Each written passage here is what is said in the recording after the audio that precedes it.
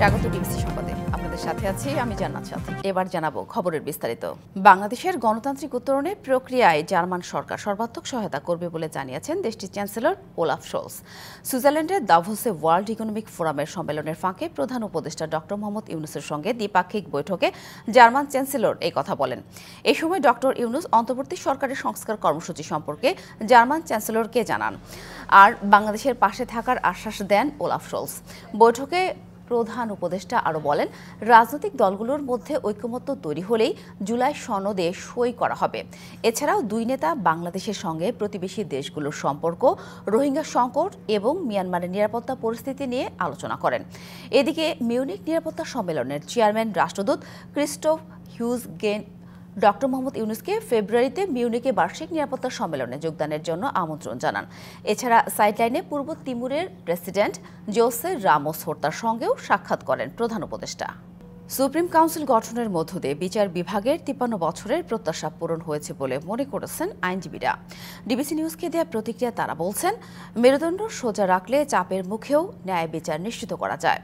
দলমতের ঊর্ধ্বে উঠে নবগঠিত কাউন্সিল যোগ্য ব্যক্তিদের বিচারপতি হিসেবে নিয়োগ দিবেন এমন প্রত্যাশা সিনিয়র আইনজীবীদের।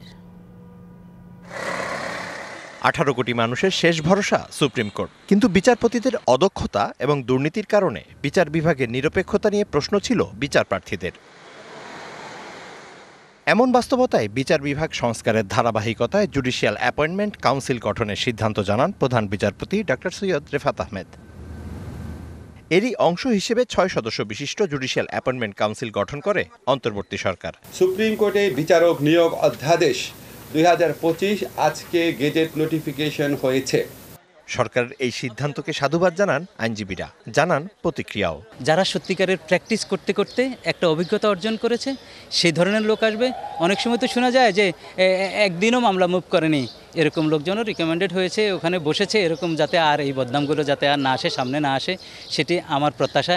এবং আমি অভিনন্দন জানাই যারা এটির শুভ সূচনা করেছেন। আমি যেটা বলবো, আমার যে প্র্যাকটিসের অভিজ্ঞতা এখানে বিচারক নিয়োগের ক্ষেত্রে যে নীতিমালাটা করা দরকার সেখানে হলো প্রথমত হলো বিচারক নিয়োগ হবে সেখানে সরকারের কোনো হস্তক্ষেপ থাকবে না। কারণ সরকারের কর্তৃত্ব থাকলেই পরে সেখানেই পরে বিচার বিভাগের উপরে সরকারের খড়গ বা যে কোনোভাবে হোক মেকানিজম তৈরি করে বিচার বিভাগের স্বাধীনতাকে খর্ব করা, এই বিষয়গুলো সবসময় প্রচেষ্টা থাকে। নবগঠিত কমিটির কাছে নিজেদের প্রত্যাশার কথাও জানান তারা। বিচারক হতে হলে কিন্তু আপনাকে জ্ঞান, সাহস, সততা, 3টা জিনিসই লাগবে। এই 3টার সমন্বয় যদি করে আপনি বিচারক নিয়োগ করতে পারেন তাহলে বিচার বিভাগের উপরে সরকারের যতই খড়গ থাকুক সেক্ষেত্রে কোনোভাবেই তাকে দমায়ে রাখা যাবে না। হাইকোর্টটা মেধাভিত্তিক হবে, সৎ হবে, সাহসী লোকের এখানে পদায়ন হবে, যারা আদেশ দিয়েই ক্ষান্ত হবেন না, এই আদেশ কমপ্লাই হয়েছে কিনা সে যত বড়ই হোক তাকে এইটার ভিতরে আনতে পারবেন।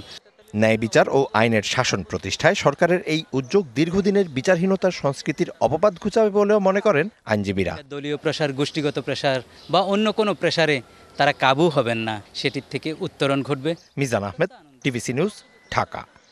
রাতারাতি বন্ধ হওয়ার ঝুঁকিতে নেই কোনো ব্যাংক, বরং একক প্রচেষ্টায় কিংবা একীভূত হয়ে এসব ব্যাংক আবারও ঘুরে দাঁড়াবে বলে মনে করেন ব্যাংকাররা। তবে সে চেষ্টায় এখনও বাধা পালিয়ে যাওয়া লুটেরারা।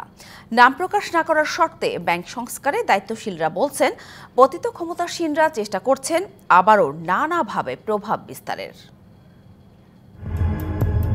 বিতর্কিত ব্যবসায়ী এস আলম, নজরুল ইসলাম মজুমদার, চৌধুরী নাফিজ শরাফত সহ গেল সরকারের ব্যাংক লুটেরাদের আবারও সোচ্চার হওয়ার অভিযোগ উঠেছে।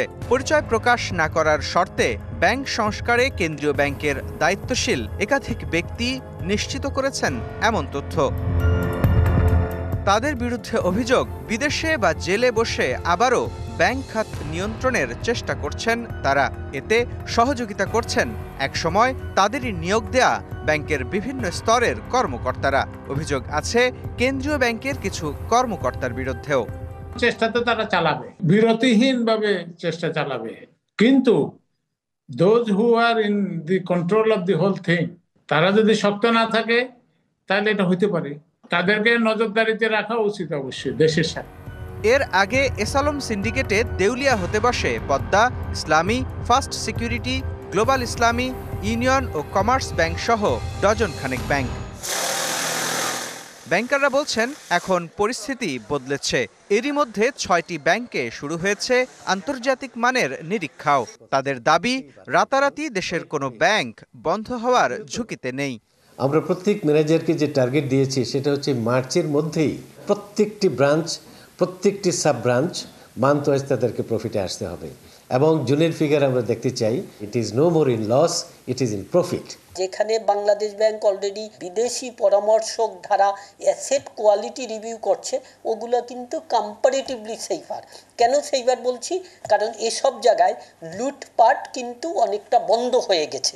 এমন মতের সঙ্গে একমত বিশ্লেষকরাও। এই ধরনের পরিস্থিতি এখন নাই। আউটসাইড থেকে এমন কোনো সিমটম নাই যে এটা বন্ধ হবে। পালিয়ে যাওয়া ক্ষমতাধরদের অপকর্ম আড়াল করতে কোনো প্রলোভন বা প্ররোচনায় ব্যাংক সংস্কার কাজ বাধাগ্রস্ত করা যাবে না বলেও জানান পর্ষদ সদস্যরা। কেউ আপনার কম্প্রোমাইজ করে এখানে থাকবে এমনটা কাউকে দেখে আমার একদম মনে হয়নি। মুস্তফা মাহবুব, ডিবিসি নিউজ, ঢাকা। ইউক্রেন যুদ্ধ বন্ধে পুতিন ব্যবস্থা না নিলে রাশিয়ার উপর নিষেধাজ্ঞা দেওয়া হবে, সাফ জানিয়ে দিলেন মার্কিন প্রেসিডেন্ট ডোনাল্ড ট্রাম্প। জানালেন চীন থেকে আমদানি পণ্যের উপর 10% শুল্ক বাড়ানোর কথা। স্থানীয় সময় মঙ্গলবার হোয়াইট হাউসে সাংবাদিকদের সঙ্গে মতবিনিময়ের সময় এই কথা জানান তিনি। এ সময় যুক্তরাষ্ট্রের বাণিজ্যের জন্য ইউরোপীয় ইউনিয়নকে বিপজ্জনক বলে মন্তব্য করেছেন তিনি। মার্কিন যুক্তরাষ্ট্রের কৃত্রিম বুদ্ধিমত্তা এআই এর অবকাঠামো নির্মাণ এবং বেসরকারি খাতে বিনিয়োগ বাড়ানো হবে বলেও জানান তিনি। এদিকে ক্যাপিটল হিলে হামলাকারী ডোনাল্ড ট্রাম্পের 1600 সমর্থকের মধ্যে এরই মধ্যে জেল থেকে মুক্ত হয়েছেন হেনরি এনরিক স্টারিও এবং স্টুয়ার্ট রোডস। তারা দুজনই রিপাবলিকানের মনোনীত সংগঠন প্রাউড বয়েজের নেতা। দায়িত্ব গ্রহণের পর নিজের এজেন্ডা বাস্তবায়নে এক মুহূর্ত নষ্ট করেননি যুক্তরাষ্ট্রের নতুন প্রেসিডেন্ট ডোনাল্ড ট্রাম্প। শপথ নেওয়ার কয়েক মিনিট পরে একাধিক নির্বাহী আদেশে সই করে পূর্বসূরি বাইডেন প্রশাসনের বিভিন্ন অভিবাসনের কর্মসূচি বাতিল করেন ট্রাম্প। যুক্তরাষ্ট্রে বৈধভাবে অভিবাসনের প্রকল্প CBP-1, জন্মসূত্রে নাগরিকত্ব বন্ধে নির্বাহী আদেশে সই সহ অভিবাসন বিরোধী বিভিন্ন পদক্ষেপ নিয়েছেন ট্রাম্প।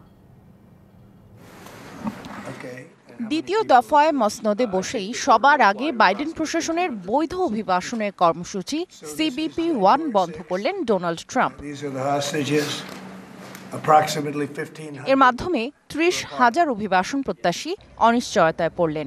এছাড়াও প্রথম দিনেই রাজনৈতিক আশ্রয় প্রার্থীদের আবেদন ঠেকানো এবং সীমান্ত সিল করার উদ্যোগ নেন ট্রাম্প। পাশাপাশি যুক্তরাষ্ট্রের দক্ষিণে মেক্সিকোর সাথে সীমান্তে জরুরি অবস্থা জারি করেন। এতে সীমান্তে দেয়াল নির্মাণের জন্য কংগ্রেসের অনুমতি ছাড়াই ফেডারেল তহবিল থেকে অর্থায়নের ব্যবস্থা করতে পারবেন ট্রাম্প। সীমান্তের নিরাপত্তা নিশ্চিতে দেয়াল নির্মাণের সহায়তা ও অনুপ্রবেশ ঠেকানোর দায়িত্ব দিয়েছেন সেনাবাহিনীকে, যদিও এই নির্দেশনা দেশটির আইনের সাথে সাংঘর্ষিক। রাজনৈতিক আশ্রয় নেয়ার প্রক্রিয়া বন্ধের পাশাপাশি বেশ কিছু দেশের ওপর আবারও ভ্রমণ নিষেধাজ্ঞা দেওয়ারও আভাস দিয়েছেন তিনি। বন্ধ করা হয়েছে শরণার্থীদের পুনর্বাসন প্রকল্প। এছাড়া যুক্তরাষ্ট্রে জন্ম নেওয়া অবৈধ অভিবাসীদের সন্তানদের জন্মসূত্রে মার্কিন নাগরিকত্ব বন্ধের উদ্যোগ নিতে যাচ্ছে ট্রাম্প প্রশাসন। এতে স্বাস্থ্যসেবা সহ সরকারি বিভিন্ন সেবা থেকে বঞ্চিত হবেন অবৈধ অভিবাসীদের সন্তানরা। এছাড়া প্রেসিডেন্ট ট্রাম্পের আগের মেয়াদে যেসব অবৈধ অভিবাসীদের কাছ থেকে সন্তানদের আলাদা করা হয়েছিল, সেসব পরিবারের একত্রীকরণের জন্য বাইডেন প্রশাসনের গঠিত টাস্ক ফোর্স ভেঙে দিয়েছেন ট্রাম্প। তার এজেন্ডা বাস্তবায়নে অভিবাসন কর্তৃপক্ষকে যেসব স্থানীয় সংস্থার সহায়তা করতে অপারগতা জানাবে, ফেডারেল তহবিল থেকে তাদের অর্থায়ন বন্ধের নির্বাহী আদেশেও সই করেছেন নতুন মার্কিন প্রেসিডেন্ট। সামিয়া জান্নাহ, ডিবিসি নিউজ ডেস্ক। ডিবিসি সংবাদে এই ছিল এখনকার মতো। ডিবিসি নিউজের সঙ্গেই থাকুন।